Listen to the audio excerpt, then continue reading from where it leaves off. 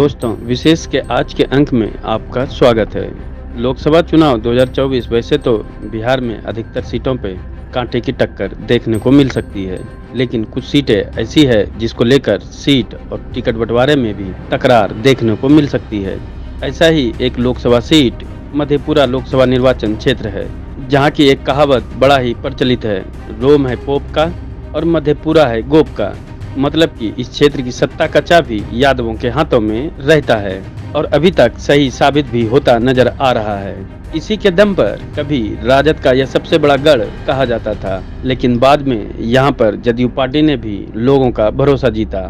हालांकि जीतने वाली पार्टी भले ही बदली, लेकिन जाति नहीं बदली और यादवों का इस क्षेत्र पर कब्जा बरकरार रहा। वैसे इस बार महागठबंधन में राजद और जदयू के शामिल होने से और पप्पू यादव का राजद पार्टी के साथ नजदीकियां देखकर मधेपुरा का लोकसभा निर्वाचन क्षेत्र हॉट सीट बन गया है। दरअसल 1989 से यह सीट जनता दल, राष्ट्रीय जनता दल और जदयू के बीच बढ़ता आया है, जहां इस सीट पर दिवंगत शरद यादव 4 बार जीते और लालू यादव 2 बार जीत पाने में कामयाब रहे। साथ ही इस क्षेत्र से 2 बार पप्पू यादव भी जीत दर्ज कर सांसद बने हैं। हालांकि पप्पू यादव ने राजद पार्टी में रहते हुए इस सीट पर जीत हासिल किया था। इसके बाद उन्होंने अपनी पार्टी बना ली और क्षेत्र में लगातार सक्रिय भी हैं। देखा जाए तो इस क्षेत्र में पप्पू यादव की अच्छी पकड़ है, वहीं यहाँ राजद का दबदबा है। इसके अलावा जदयू के दिनेश चंद्र यादव ने लोकसभा चुनाव 2019 में यहाँ से जीतने में कामयाब रहे थे। ऐसे में सवाल यह उठता है कि जदयू के महागठबंधन में शामिल होने और पप्पू यादव के राजद से करीबी के बाद यह सीट किसके हिस्से में जाएगा। अगर पिछले चुनावों को देखें तो जदयू के दिनेश चंद्र यादव ने राजद के नेता दिवंगत शरद यादव को मात दी थी। वहीं तीसरे पायदान पर पप्पू यादव रहे थे, जबकि चौथे स्थान पर नोटा थे। मतलब कि क्षेत्र की जनता ने राजद और जदयू के बाद जाप पार्टी के प्रमुख पप्पू यादव पर भरोसा जताया था।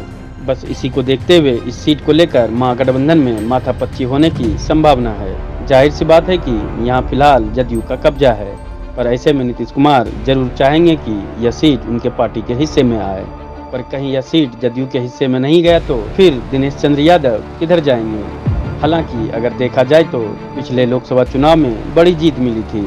ऐसे में अगर दिनेश चंद्र यादव अपने क्षेत्र में उम्मीदवार नहीं बन पाते हैं तो बड़ी बात नहीं होगी कि वे पाला बदल सकते हैं। वैसे भी अगर देखा जाए तो भाजपा के पास मधेपुरा लोकसभा निर्वाचन क्षेत्र के लिए कोई दमदार उम्मीदवार नहीं है।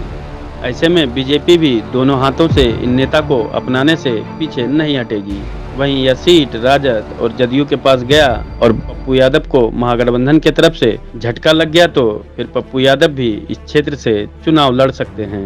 वहीं जिस तरह से उनका इस क्षेत्र में प्रभाव है, उसको देखते हुए उन्हें जीत भी मिल सकती है। और अगर जीत नहीं भी मिलती है तो भी वे महागठबंधन को जोरदार झटका दे सकते हैं।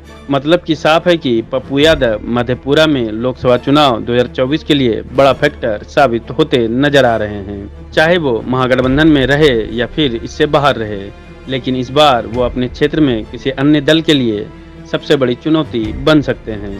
वैसे देश में मंडलवादी राजनीति की प्रयोग भूमि और यादव लैंड के नाम से चर्चित मधेपुरा में 13% मुस्लिम, 22% यादव हैं, जिसके कारण राजद का माय समीकरण यहाँ खूब चलता है। वैसे यहाँ ब्राह्मणों और राजपूतों की भी अच्छी आबादी है, जिससे बीजेपी को बड़ी उम्मीद नजर आ रही है।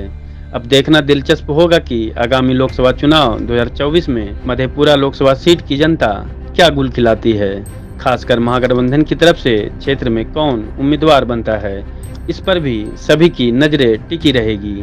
वहीं पप्पू यादव भी फिर से मधेपुरा लोकसभा सीट से जीतकर सांसद बनने की भरपूर कोशिश करेंगे। ऐसे में देखना यह भी दिलचस्प होगा कि वो महागठबंधन के सहयोग से चुनाव लड़ते हैं या फिर अपने दम पर ही मैदान में उतरेंगे। ये भी सबसे बड़ा सवाल है। इसका जवाब जानने के लिए लोगों को लोकसभा चुनाव के नतीजों का इंतजार करना होगा। दोस्तों, आज के अंक में बस इतना ही। अगले अंक में कोई और जानकारी लेकर आपके सामने हाजिर होंगे। लेकिन ऐसी और कहानियों को सुनने और देखने के लिए समाचार फॉर पीपल लिंक्स का हौसला बढ़ाएं। हमारे चैनल को सब्सक्राइब करें। वीडियो पसंद आए तो लाइक और शेयर करें। अगर आपके पास कोई सुझाव हो तो हमें कमेंट बॉक्स में लिखें, या फिर ऐसे ही कोई और कहानी सुनना चाहते हैं तो आप हमें कुछ इनपुट्स के साथ जानकारी साझा करें।